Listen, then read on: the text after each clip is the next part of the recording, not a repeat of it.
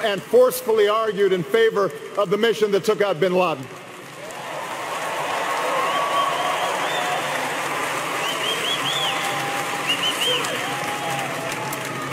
You know, nothing truly prepares you for the demands of the Oval Office. You can read about it, you can study it, but until you've sat at that desk, you don't know what it's like to manage a global crisis or send young people to war. But Hillary's been in the room. She's been part of those decisions. She knows what's at stake in the decisions our government makes. What's at stake for the working family, for the senior citizen, for the small business owner, for the soldier, for the veteran. And even in the midst of crisis, she listens to people and she keeps her cool and she treats everybody with respect. And no matter how daunting the odds, no matter how much people try to knock her down, she never, ever quits.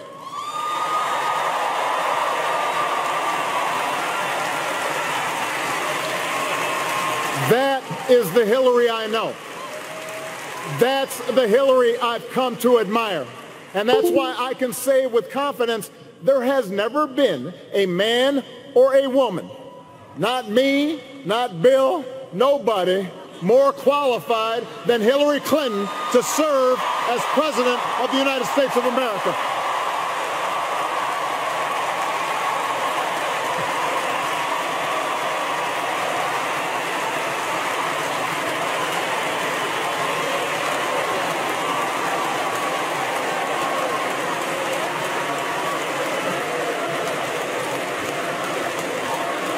I hope you don't mind, Bill, but I was just telling the truth, man.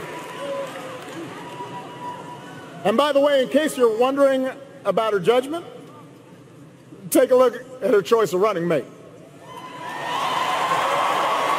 Tim Kaine is as good a man, as humble and as committed a public servant as anybody that I know. I know his family. I love Ann. I love their kids. He will be a great vice president. He will make Hillary a better president, just like my dear friend and brother Joe Biden has made me a better president.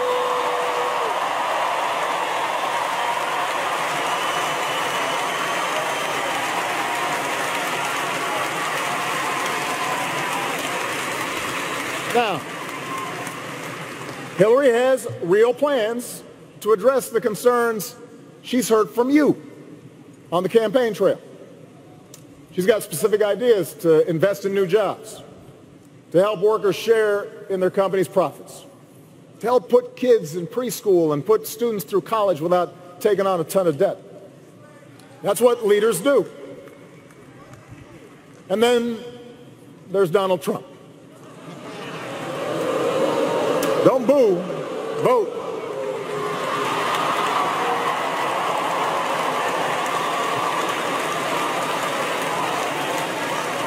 Yeah,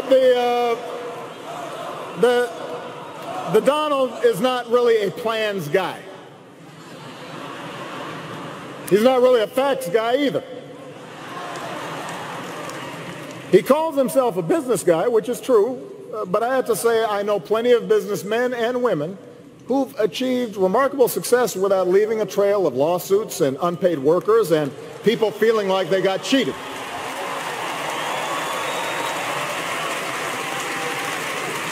Does anyone really believe that a guy who spent his 70 years on this earth showing no regard for working people is suddenly going to be your champion, your voice? If so, you should vote for him. But if you're someone who's truly concerned about paying your bills, if you're really concerned about pocketbook issues and seeing the economy grow and creating more opportunity for everybody, then the choice isn't even close. If you want someone with a lifelong track record of fighting for higher wages and better benefits and a fairer tax code and a bigger voice for workers and stronger regulations on Wall Street, then you should vote for Hillary Clinton.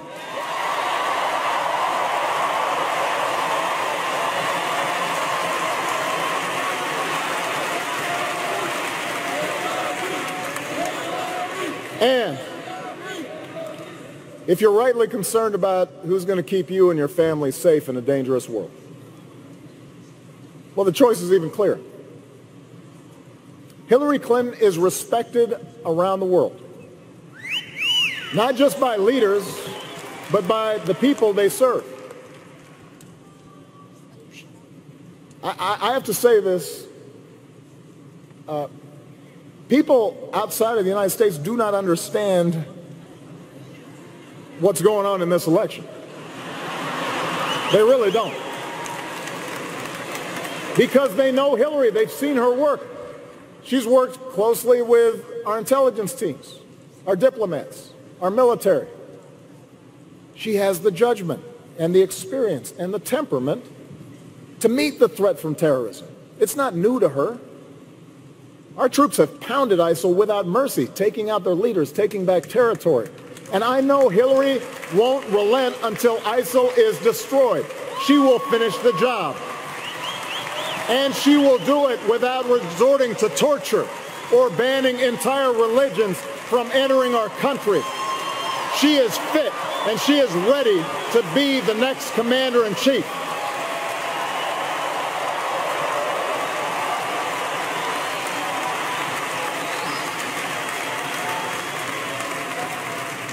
Meanwhile, Donald Trump calls our military a disaster.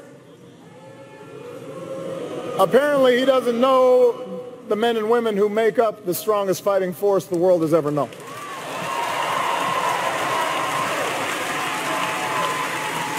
He suggests America is weak.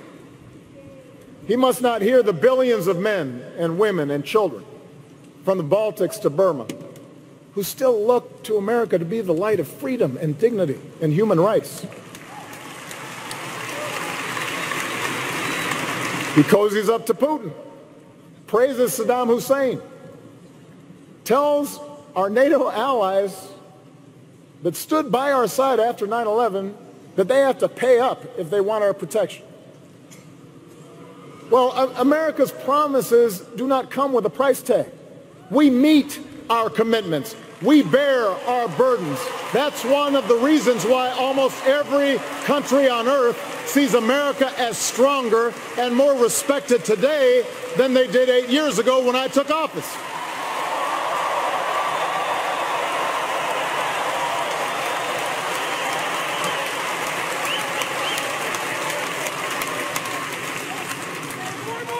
America is already great. America is already strong. And I promise you, our strength, our greatness, does not depend on Donald Trump. In fact, it doesn't depend on any one person. And that, in the end, may be the biggest difference in this election. The meaning of our democracy. Ronald Reagan called America a shining city on a hill. Donald Trump calls it a divided crime scene that only he can fix. It doesn't matter to him that illegal immigration and the crime rate are as low as they've been in decades, because he's not actually offering any real solutions to those issues. He's just offering slogans, and he's offering fear. He's betting that if he scares enough people, he might score just enough votes to win this election. And that's another bet that Donald Trump will lose. And the reason he'll lose it is because he's selling the American people short. We're not a fragile people. We're not a frightful people. Our power doesn't come from some self-declared savior promising that he alone can restore order as long as we do things his way. We don't look to be ruled.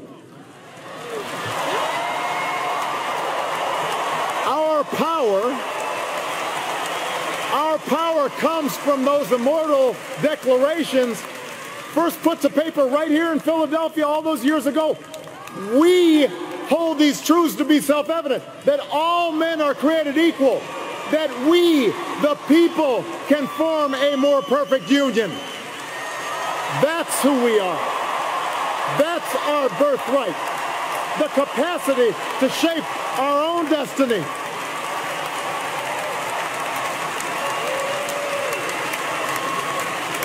That's what drove patriots to choose revolution over tyranny, and our GIs to liberate a continent. It's what gave women the courage to reach for the ballot, and marchers to cross a bridge in Selma, and workers to organize and fight for collective bargaining and better wages.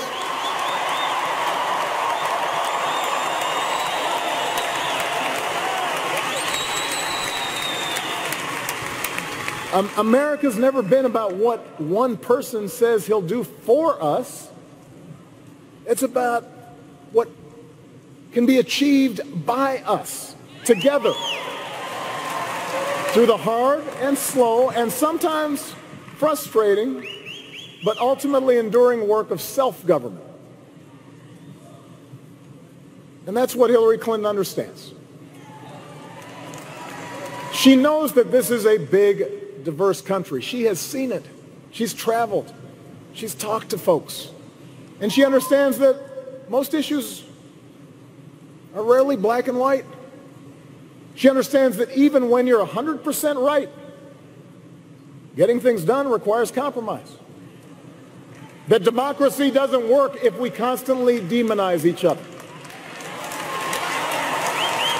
She knows that for progress to happen, we have to listen to each other and see ourselves in each other and fight for our principles, but also fight to find common ground, no matter how elusive that may sometimes seem. Hillary knows we can work through racial divides in this country when we realize the worry black parents feel when their son leaves the house isn't so different than what a brave cop's family feels when he puts on the blue and goes to work. That we can honor police and treat every community fairly. We can do that.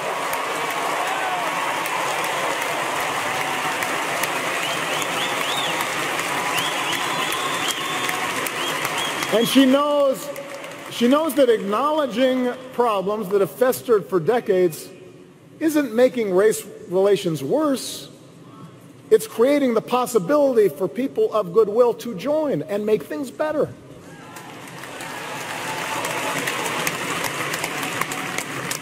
Hillary knows we can insist on a lawful and orderly immigration system while still seeing striving students and their toiling parents as loving families, not criminals or rapists. Families that came here for the same reason our forebears came, to work and to study and to make a better life in a place where we can talk and worship and love as we please.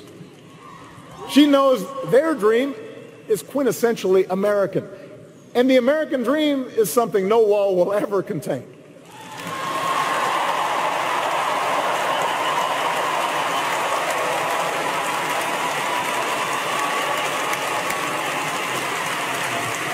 These are the things that Hillary knows. It can be frustrating, this business of democracy. Trust me, I know. Hillary knows too. When the other side refuses to compromise, progress can stall. People are hurt by the inaction. Supporters can grow impatient and worry that you're not trying hard enough, that you've maybe sold out. But I promise you, when we keep at it, when we change enough